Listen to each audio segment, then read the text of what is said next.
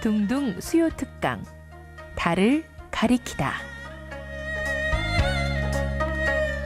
매주 수요일 코너입니다. 달을 가리키다. 성현들은 달을 가리키고 있지만 우리는 그 손가락만 보고 있지 않은지 돌아보는 시간인데요.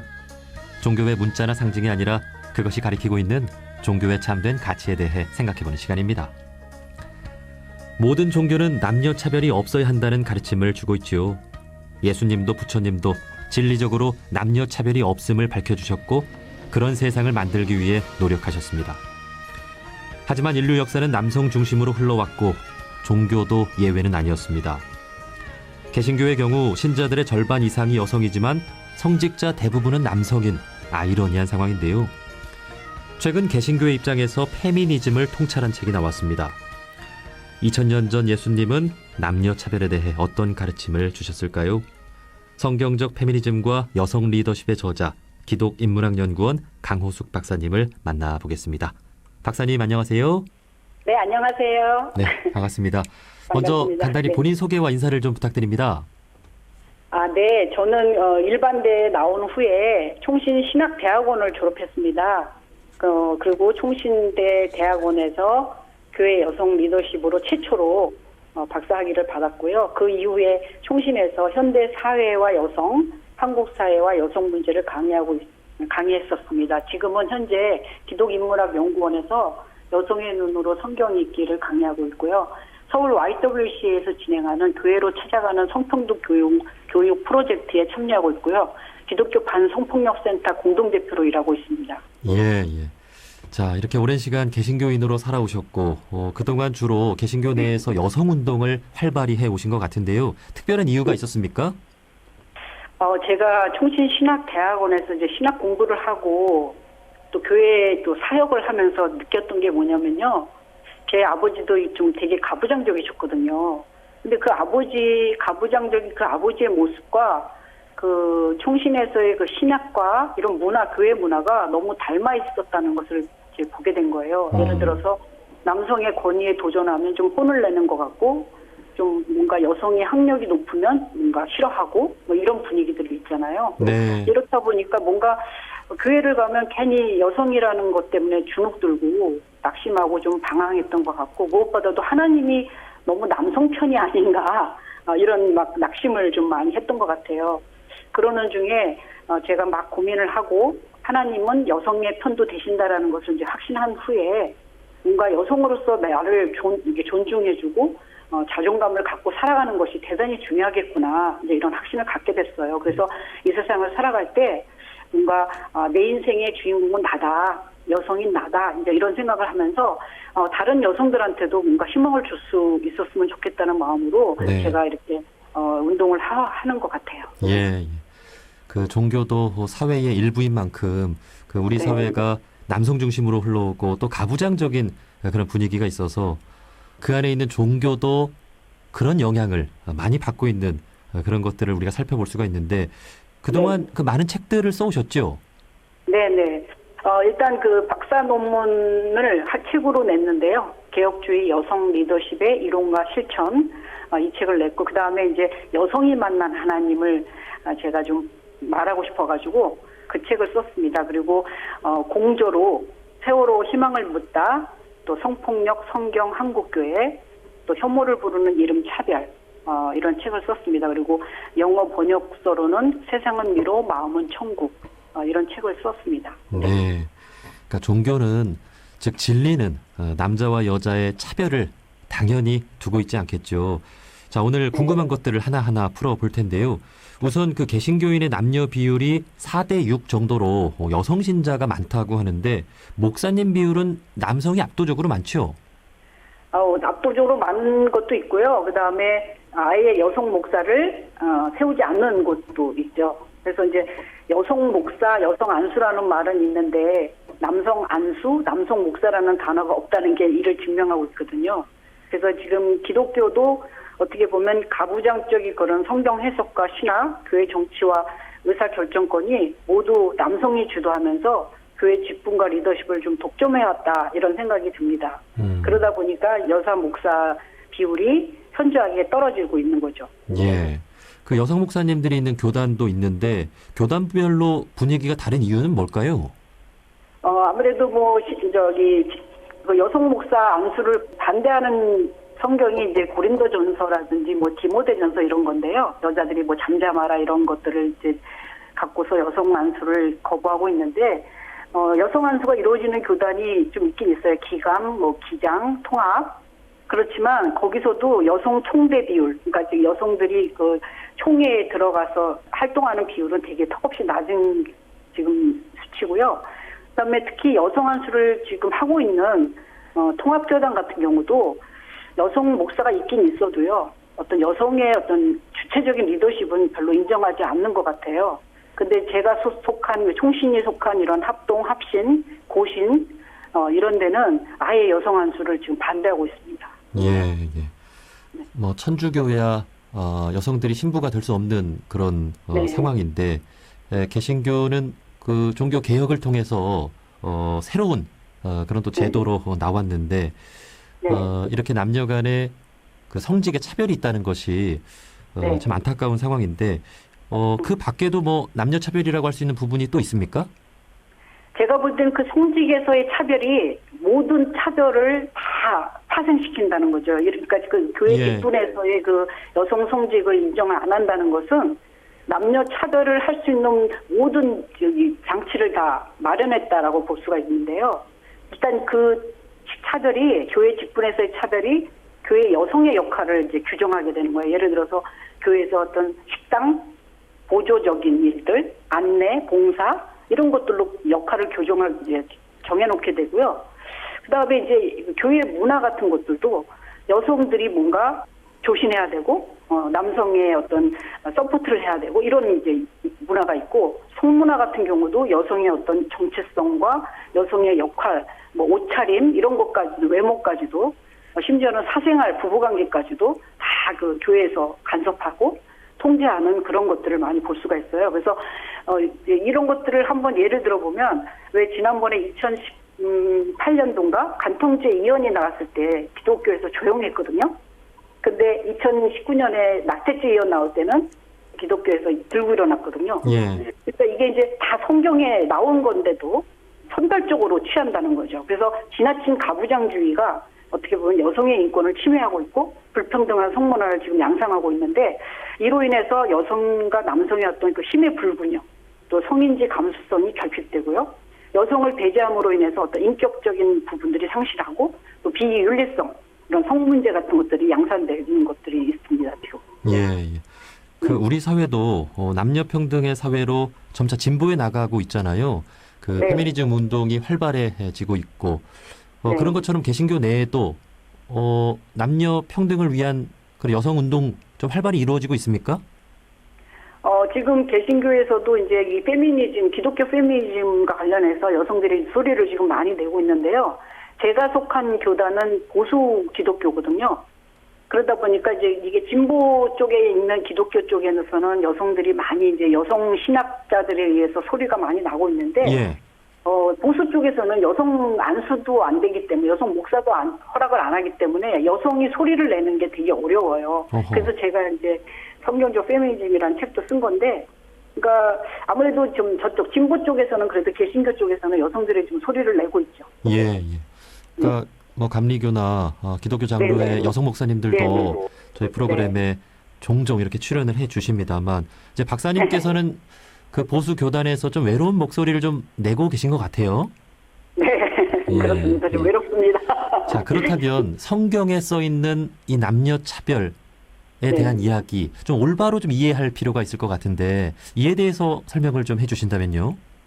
네, 저는요, 그 남녀가 평등하다는 것을 제일 먼저 꼽으라면, 남녀 모두 그 신의 형상, 하나님의 형상이라는 건데, 그 형상이란, 신의 형상이라는 것은 어떤 그 외적인 그런 형태가 아니라, 저는 인격성을 생각하고 있거든요. 예. 사람이 인격적이다 할 때는 이게 주체성을 갖고 있어야 되거든요. 인간은 누구나 존엄하고 자기가 자기됨을 지킬 수 있는, 그러니까 주체성이 필요하고, 그 다음에 인간 각자가, 남자 여자가 독특하게 만들어졌기 때문에 그 독특함을 드러낼 수 있는 것은 대표가 돼야지 드러낼 수 있거든요. 그 대표성이 되게 필요하고요. 그다음에 이제 어떤 세상을 다스리고 뭐 책임감 있게 돌보기 위해서도 그 대표성이 필요하고요. 그다음에 세 번째는 남자 여자는 서로 보완적인 존재라는 거죠. 그러니까 각자가 서로 독특하면서도 서로 의존적인 존재, 상호 보완적인 존재로서 파트너십을 이루어야만 비로소 하나님의 형상을 이룰 수 있다라는 측면에서 제가 하나님의 형상이라는 부분을 절대 놓치면 안 되고, 그다음에 두 번째는 예수님도 그 유대 가부장 사회 속에서도 여성을 하나님의 형상을 입은 원래의 존재로 대우하셨거든요. 네. 여성하고 집 밖에서 대화도 못하게 했던 그 당시에 랍비 전통을 다 깨시고 여성과 막 대화를 하셨거든요. 그러니까 이것은 뭐냐면 여성을 원래 그 하나님의 형상으로 지음받은 존재로 대우하셨다는 것을 보여주는 거예요. 그리고 예수 그리스도의 그 기독교의 복음 자체가 모든 믿는 자에게 차별이 없다. 이거에 되게 중요하거든요.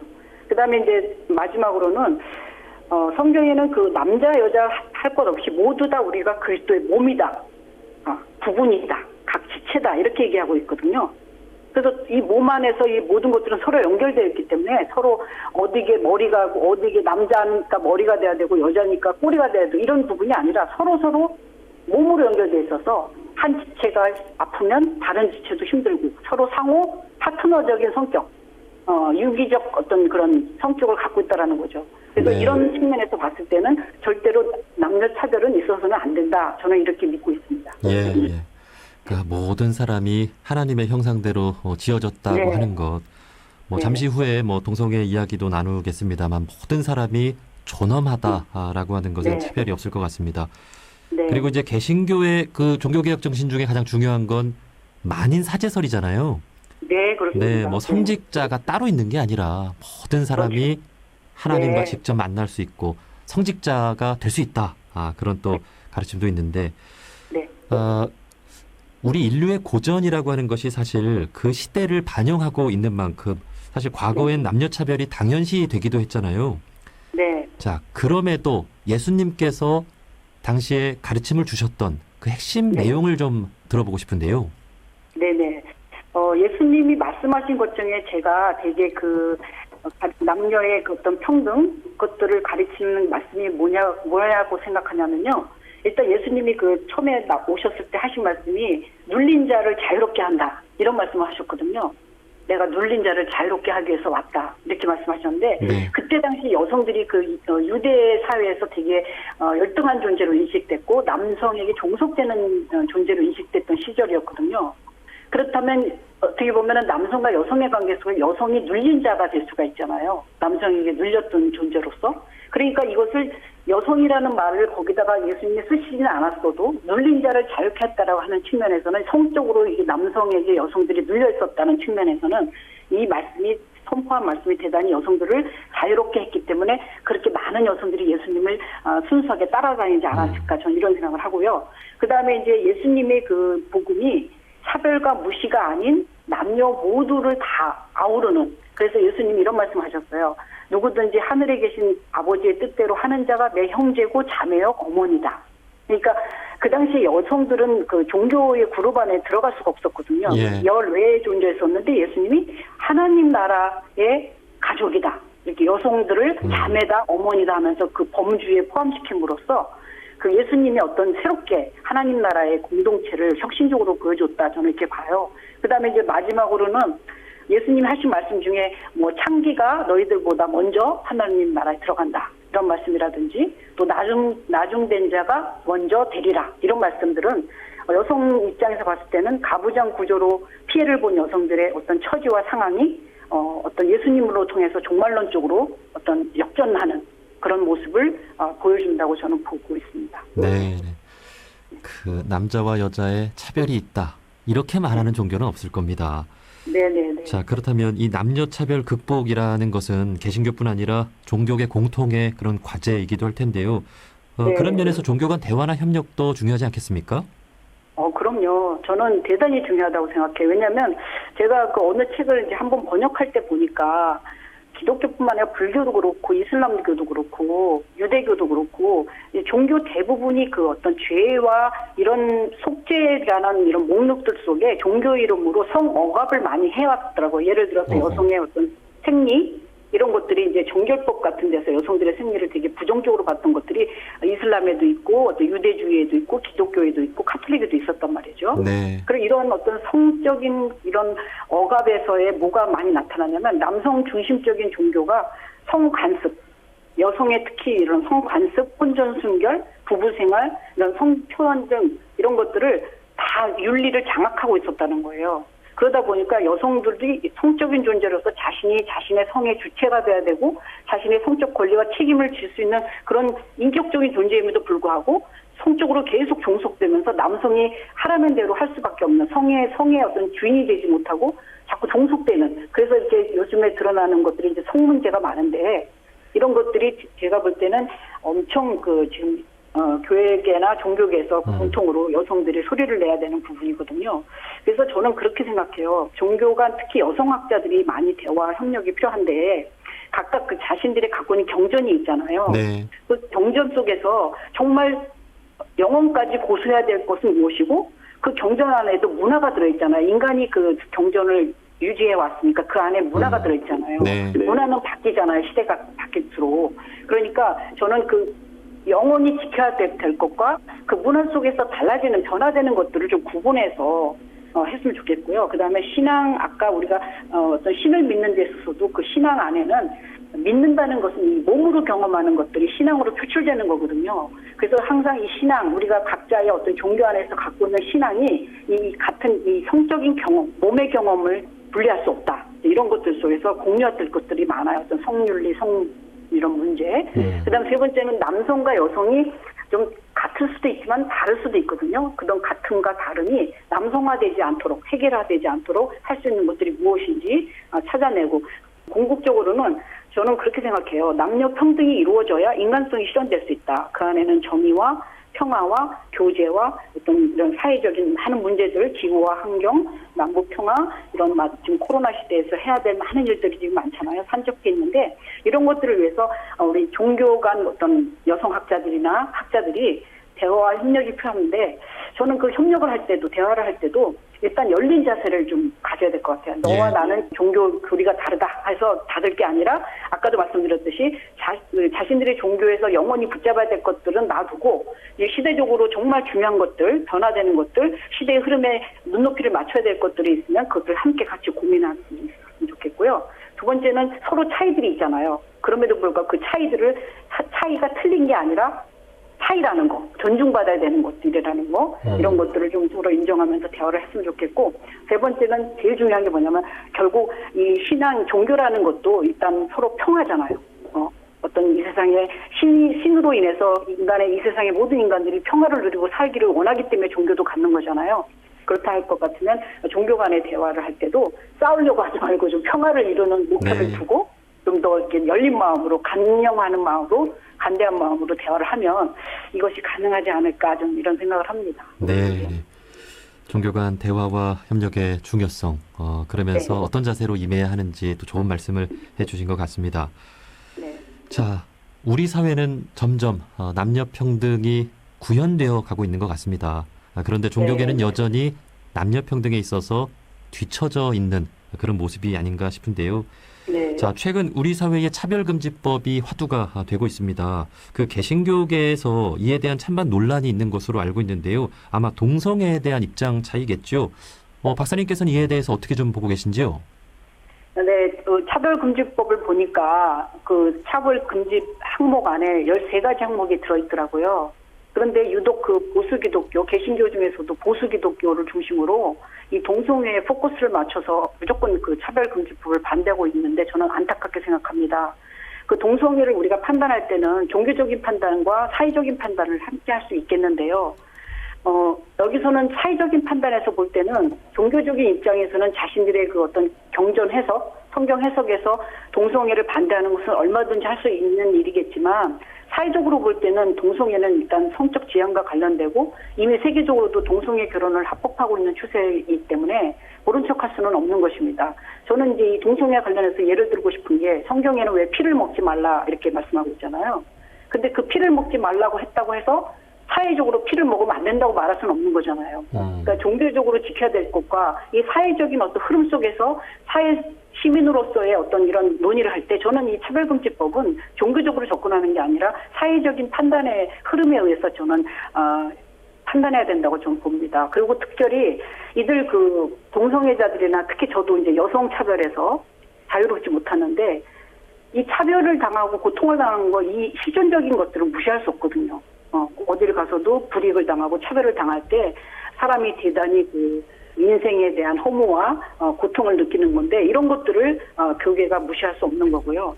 지금 현재 모든 종교들이 제가 볼 때는 이성의 중심, 또 남성 중심, 장년 중심 어떤 사랑과 결혼, 가정관 이런 것들을 기반해서 서 있는 것으로 제가 알 수 있어요. 그런데 오늘날 21세기는 이 젠더에 대한 문제들 이런 것들이 대단히 열려 있고요. 또 보편적인 인권과 어떤 남녀 평등 이런 것들에 되게 관심을 보이고 있는 사회이기 때문에 저는 이 차별금지법을 반대한다는 것은 시대에 역행하는 일이다 이렇게 보고 있어요. 그다음에 동성애를 아까 말씀하셨는데 동성애는 말 그대로 애거든요. 애. 그래서 사랑인데 우리가 사랑과 폭력은 좀 구분해야 되겠다. 예를 들어서 이성애라도 할지라도 무조건 이성애가 나쁜 게 아니라 이성 안에서 폭력이 나쁜 거잖아요. 예. 그러니까 동성애도 그 폭력인 것과 사랑을 구분해서 해야 되는데 지금 가만히 보면 지금 보수 기독교에서는 동성애를 반대하는 것으로 무슨 기독교를 지켜내는 것처럼 그러면서 그 안에 뭐 페미니즘, 성폭력, 성착취, 성희롱 이런 것들의 제약들에 대해서는 다 눈을 감고 있다라는 거죠. 그래서 제가 볼 때는 페미니즘과 동성애가 교회를 어지럽히는 게 아니라 오히려 그 가부장적 프레임으로 성차별과 이런 성추행 이런 것들을 이런 죄악들을 차별을 정당화하는 게 더 큰 문제라고 생각합니다. 예. 이제 각 종교의 경전이라고 하는 것이 그 경전이 쓰인 시대와 문화를 반영하고 그렇죠. 있는 만큼 그 2000년 전에 이스라엘 문화를 반영하고 있는 성경, 또 2500년 전 인도 사회의 문화를 반영하고 있는 불교 경전도 마찬가지고요.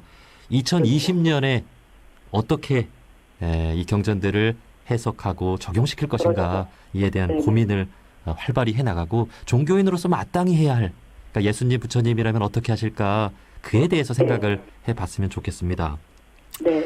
자 이렇게 모든 사람에겐 차별이 없다 하는 게 모든 종교의 가르침이 아닐까 싶은데요. 마지막으로 모든 종교인분들께 전하고 싶은 말씀이 있다면 한 말씀 해주시죠. 네네. 이 세상에 존재하는 좀 수많은 종교들이 대부분 좀 남성 중심적인 경향이 강하다고 볼 수 있습니다. 근데 하지만 종교가 가지고 있는 그 경전을 해석하는 주체가 남성이냐 여성이냐에 따라서 깨닫는 것과 경험하는 교리의 깊이는 너무도 다를 것입니다. 제가 이번에 성경적 페미니즘과 여성 리더십이라는 책을 쓴 이유가 여기에 있는데요. 누가 성서를 읽었느냐에 따라서 진실이 거짓으로도 바뀔 수 있고요. 또 선택적 불의가 성경적으로 둔갑할 수도 있다는 것을 알 수 있었습니다. 남성만이 읽어왔던 그런 성서를 여성도 주체자가 돼서 읽을 때 그동안 잃어버렸던 깊고 오묘한 그 진리의 통찰, 또 신비와 아름다움을 되찾을 수 있고요. 여성도 자기 삶에 자기 신앙의 주인이 될 수 있어서 행복해질 수 있다고 저는 봅니다. 특별히 모든 종교인들, 특히 종교 지도자들은 자신이 믿고 있는 신이 남성과 여성을 모두 사랑하신다는 것, 그리고 특별히 이제 여성의 입장에서 봤을 땐 신은 여성을 통해서 그 여성을 드러내는 걸 기뻐한다라는 것을 좀 기억했으면 좋겠습니다. 네. 여성을 알지 못하면 인간을 알지 못한다고 저는 생각하고요. 인간을 알지 못하는 것은 결국 인간을 만든 신을 알지 못한다 이렇게 생각하거든요. 그래서 여성들이 경전을 읽고 해석하며 삶에서 경험하는 어떤 신비를 드러내도록 종교가 또 신비를 무시할 수 없는 거잖아요. 그러니까 그런 여성들이 경전을 읽고 해석해서 삶에서 경험하는 그 신비를 드러내도록 했으면 좋겠고요. 특별히 이제 종교인 여성들에게 한 말씀 하고 싶은데 신이 여성을 만들 때 신 앞에서 여성들이 좀 주체적이고 당당하게 살아갔으면 좋겠습니다. 그러니까 신을 믿는 여성들이 신은 여성편이다 이렇게 믿고 좀 자존감을 회복하고 자신의 권리도 당당하게 요구하고 살아가도록 저는 그렇게 권하고 싶어요. 여성 한 사람 한 사람이 신이 만든 걸작품이니까요. 그래서 당당하고 행복하시기를 저는 말씀드리고 싶습니다. 예. 참으로 마땅하고도 당연한 이렇게 말씀들을 해주셨는데요. 그동안 저희가 종교계에 여성운동하는 다양한 분들을 만나봤지만 그 보수 개신교계에서 참 외롭고 힘든 소리를 내고 계신 것 같아서 응원의 말씀을 더 특별히 드리고 싶습니다. 아유, 감사합니다. 예. 자, 여기까지 말씀 듣겠습니다. 성경적 페미니즘과 여성 리더십의 저자, 기독인문학연구원 강호숙 박사님이었습니다. 박사님 고맙습니다. 네, 감사합니다.